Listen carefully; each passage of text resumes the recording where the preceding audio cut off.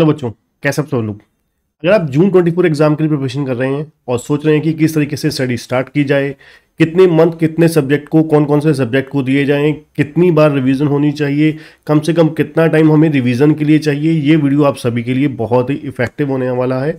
मेरा नाम है बच्चों सी ए संदीप अरोड़ा और मैं आपको बताने जा रहा हूँ कि कंप्लीट स्टडी किस तरीके से आपको करनी है सी एग्जीक्यूटिव जून 24 एग्जाम के लिए।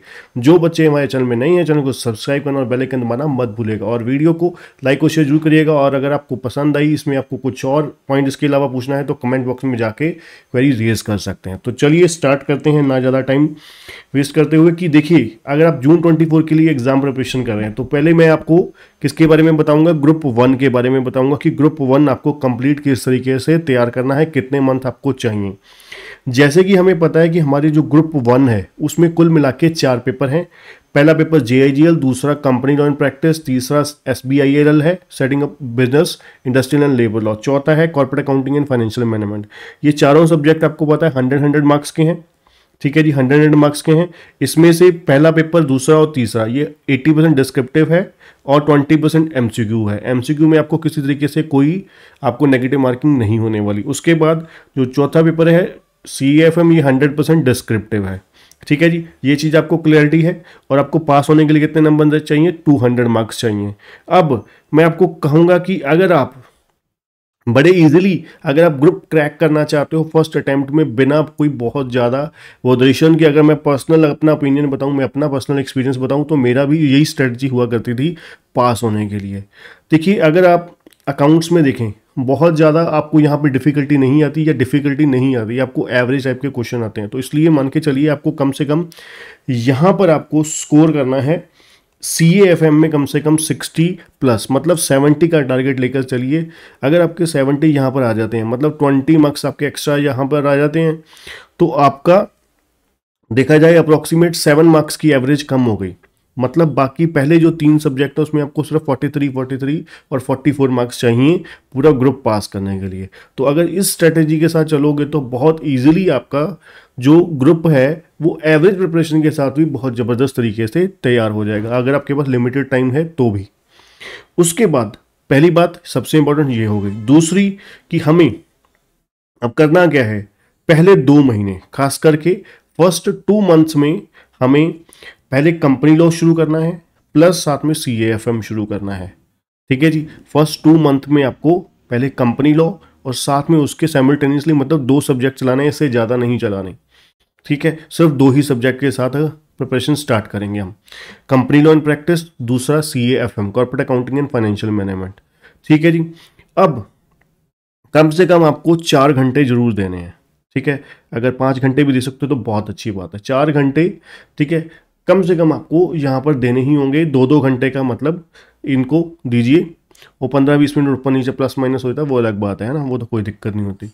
तो पहले 2 महीने में आपको किसी भी तरीके से, देखिए कोई भी सब्जेक्ट जो होता है ना एक्चुअली में 80, 90, 100 मैक्सिमम 100 आवर्स का बहुत सफिशिएंट होता है। अगर मैं अपने CS एक्टिव की क्लासेस की बात करूँ, हमारी क्लासेस बहुत ही कंसाइज वे में बहुत ही ज़बरदस्त तरीके से सारी कवरेज के साथ किया होता है और क्लासेस 100 आवर्स से ऊपर बहुत रेयर जाती हैं। ठीक है, 100 आवर्स से ऊपर जितना भी मान लीजिए जैसे CAFM है उसमें फिर भी जैसे कुछ क्वेश्चन एडिशनल भी ऐड ऑन करने होते हैं तो वहाँ पर 110 से 120 घंटे तक चली जाती है। अदरवाइज 100 आवर्स में बहुत ईजिली सारा का सारा सिलेबस बहुत ज़बरदस्त तरीके से कवर हो जाता है। ठीक है, तो 100 मार्क्स की अगर आप लगाइए तो मतलब 100 आवर्स मैक्सिमम, तो 50 डेज में अगर 2 घंटे की एवरेज लगो तो 50 डेज में एक सब्जेक्ट खत्म होता है, सिर्फ 2 घंटे डेली के अगर देते हो तो। ठीक है, इतनी कंपनी लॉ भी हो गया तो मतलब बड़े आराम से अगर 2-4 दिन एक्स्ट्रा रेस्ट लगा के भी 2 महीने में आपका पूरा सब्जेक्ट, पूरा ये जो मैंने आपको शेड्यूल बताया कंप्लीट हो सकता है। ठीक है जी, विद ब्रेक्स। अगले फिर 2 महीने में, ये ध्यान से सुनिएगा, ये थोड़ा सा इंपॉर्टेंट और ज़्यादा हो जाता है। अब यहाँ पर तीसरे और चौथे महीने में आपको 75% जो टाइम आपको अलॉट करना है वो आपको नए सब्जेक्ट्स को करना है। पेपर 1 JIGL और SBIL को अलॉट करना है। ठीक, और इसमें भी कम से कम 4 से 5 घंटे का शेड्यूल रखना है। और मान के चलिए आप यहाँ पर अपना 1 घंटा, 3 से 3.5 घंटे मान लीजिए आप दीजिए नए सब्जेक्ट को, और कम से कम डेली एवरेज का 1 घंटा जो है वो रिवीजन के लिए रखिए।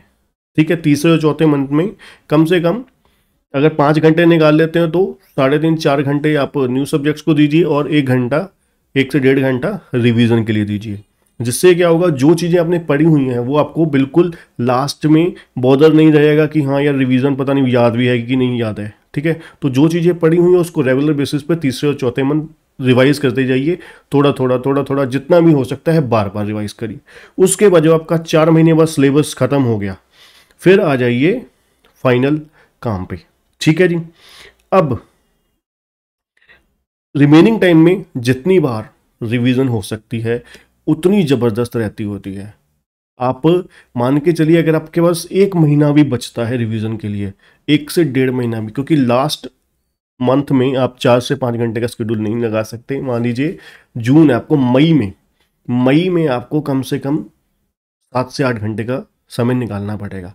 अगर आप 7 से 8 घंटे का टाइम निकाल लेते हो तो मतलब वो 1 महीना 2 महीने के बराबर है ना। वो 1 महीना 2 महीने के बराबर हो गया है ना। नॉर्मली हम 4 महीने 4 घंटे की बात कर रहे हैं, तो मई के महीने में आपको क्या बोल रहा हूँ, आपको 8 घंटे का टाइम देना है, 8 से 10 घंटे का। ठीक है, फिर वो बंदे को जोश भी आ जाता है। जब हम इस सिचुएशन पे आ जाते हैं तो हमें जोश भी आ जाता है कि हाँ यार यहाँ पर किसी तरीके से बढ़िया तरीके आप क्रैक करना ही है, कंप्लीट करना ही है, क्योंकि रिवीजन सब्जेक्ट सिलेबस तो सही समय पर कंप्लीट हो गया। तो उसको रिवीजन करके और ज़्यादा उसे ब्रश अप करना है। ठीक है, रेगुलर रिवीजन करिए, मल्टीपल रिवीजन करिए, प्रोविजंस को बार बार पढ़िए। अब प्रैक्टिकल की अगर मैं बात करूँ, वहाँ पर मल्टीपल रिवीजन करिए, वहाँ पर प्रोविजन रिवाइज करिए रादर देन सम्स को करने की। सम्स बेशक कम भी हो जाएंगे, चल जाएगा, बट मल्टीपल प्रोविजन रिवीजन करिए।